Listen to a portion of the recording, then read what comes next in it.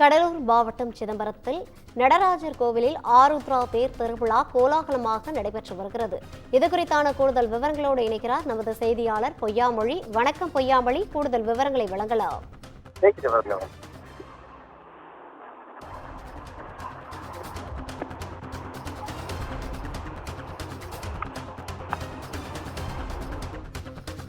பொய்யாமொழி, இணைப்பில் உள்ளீர்கள். சிதம்பரம் நடராஜர் கோவிலில் ஆருத்ரா தேர் திருவிழாவானது கோலாகலமாக நடைபெற்று வருகிறது. கூடுதல் விவரங்களை பதிவு செய்யலாம்.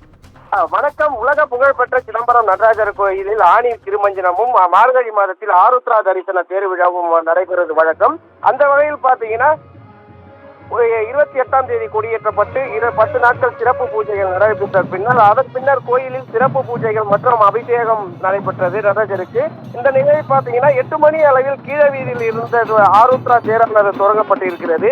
சிவன் பக்தர்கள் நடனமாடியும் சிவா சிவா என கோஷங்கள் விட்டும் தேரை வடம் பிடித்து இழுத்து வருகின்றனர். இதில் நடராஜர், சிவகாம சுந்தரி, முருகன், விநாயகர், சண்டிகேஸ்வரர் தனித்தனி தேர்களில் நகரின் முக்கிய வீதியான கீழ வீதியில் தொடங்கிய தேரோட்டம் மேல வீதி, வடக்கு வீதி வழியாக மீண்டும் மாலை தேர் வந்தடையும்.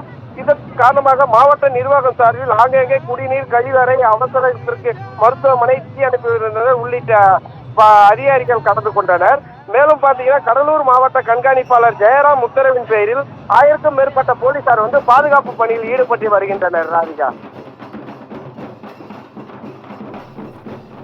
கூடுதல் விவரங்களை வழங்கியமைக்காக நன்றி பொய்யாமொழி.